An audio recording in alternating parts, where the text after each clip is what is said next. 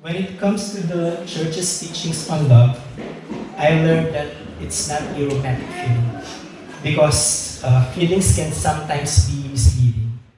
God gave me my wife to be my companion. Uh, Love is more than just a feeling. It is an obligation. An obligation to love my wife. Sickness and health. Sorry. In sickness and health, for better or for worse, till death do us part.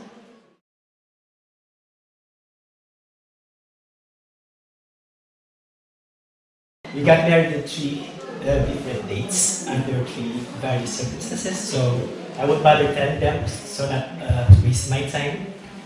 So we don't usually celebrate our marriage, only the date when I became her boyfriend, which usually falls every December 24th of the year. So every Christmas Eve, we have two celebrations. It's Christmas and our anniversary.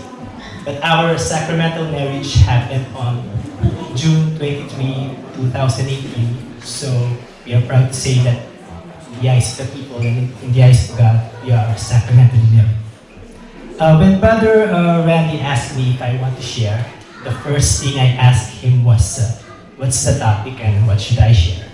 And he said, the topic is about loving thy God and loving thy neighbor, and share something about your family that is related to the topic. So I hope you can spare me 7 minutes of your time. I'm just going to share. As Sister, who's not here, have said, she said that loving God and loving thy neighbors are the two greatest commandments of Jesus. I love listening to talks like the ones we're having here in this Christian Life program. And sometimes in churches, I go there whenever time permits me, but sometimes not. So, because in these talks, there are lots of wisdom, and we can learn so much from them.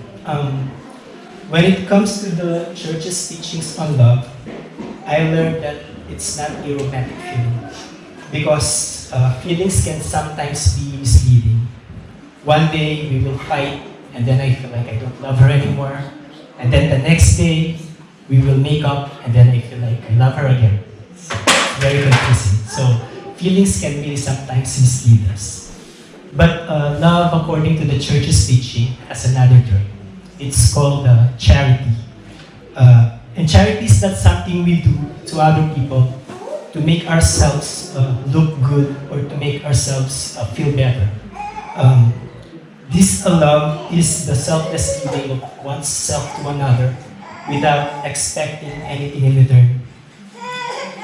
Jesus himself said in John 3:16, "For God so loved the world that he gave his only begotten Son, that whoever believes in him shall not perish but have everlasting life." And elsewhere in John 15:13, he also said, "No love is greater than this, to give one's life for a friend." So, as you can see, brothers and sisters, the Father and the Son, they give us the two greatest examples of love. The Father gave His Son to us, and the Son gave His life for us. So let me share now our own personal experience about loving thy neighbor. Do you know what the smallest unit of the society is? It's the family.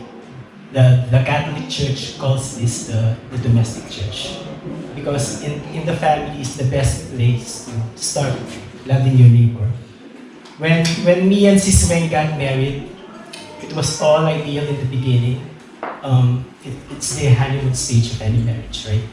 But after the honeymoon stage, then the reality of getting married sinks in. We don't always fight, but when we do, it would usually take weeks or months before we make up. Especially when pride comes into play. And usually most of the time, sorry, my voice. And usually most of the time, it was not me who was giving it. It was always Sis Weng who would be the first to say so. So, listening to the homilies of the priest, I was reminded of our vows.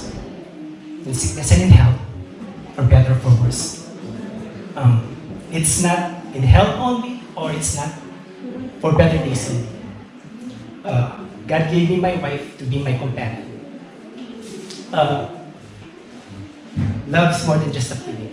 It is an obligation. An obligation to love my wife. Sickness and health. Sorry. With sickness and health, for better or for worse, till death do us part. We have to support each other, especially during the hard times. Do we still fight? Of course we do.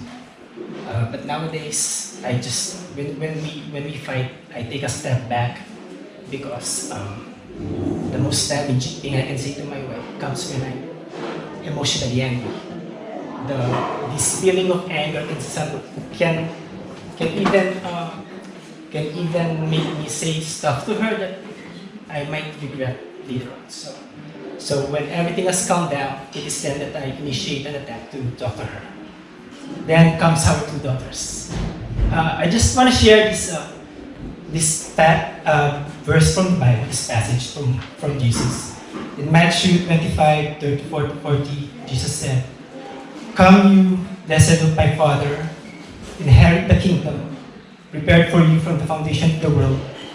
For I was hungry and you gave me food. I was thirsty and you gave me drink. I was naked and you clothed me." Then the righteous will answer him, saying, "Lord, when did we see you hungry and feed you? When did we give you drink? When did we see you thirsty and give you drink? When did we see you naked and give you something to wear?" And the king will answer and say to them, "When you did this to the least of my brethren, you did it to me." Brothers and sisters, the first and foremost fulfillment of those words of Jesus is through our children. They came to the world hungry, thirsty, and naked. And if me and Sis Weng do our obligations correctly, through them, we are fulfilling Jesus' words of loving thy neighbor. Because we love our kids and we selflessly give ourselves to them. The family is really the training ground for loving thy neighbor. If we learn how to selflessly give ourselves to our spouse, to our children, without expecting anything in return, then loving those outside of the family should not be hard. It is what Jesus wants from us. And also, the last part, what about loving thy God? I learned also from those talks that loving God is more than just a personal relationship with Jesus. Sister said a while ago, it's a personal relationship with Jesus. And it's more than that. It should be communal or it should be done in a group. The CFC community is a real blessing to us. As Sis Weng said, we don't have relatives here in the Lower Mainland, and the CFC community has become our second family. Jesus said in Matthew 18:20, "Whenever two or three gather in my name, I am there with them." So we know that Jesus is here in this Christian Life program because this is a gathering in His name. I also heard from the Holy Week, the priest said, "Be with like-minded people and support each other towards a common goal." This is why we have decided to associate ourselves with the CFC community, because we want to associate ourselves with people who love God. And of course, the ultimate form of loving God is by going through the Holy Mass every Sunday. As Catholics, as we all are, the Holy Mass is our highest form of worship. We love God above everything else, and we want to instill this mentality to our children as early as possible. We want them to learn that skipping our Sunday obligation to worship Him just because we have a party or an activity to go to is a big no-no. We want to teach them as early as possible that this would become a habit for them, that skipping Sunday, our Sunday obligation to worship Him, that skipping Sunday Mass will feel incomplete if they have not gone to the Holy Mass. That's all, brothers and sisters. Thank you for your time. I hope I didn't bother you.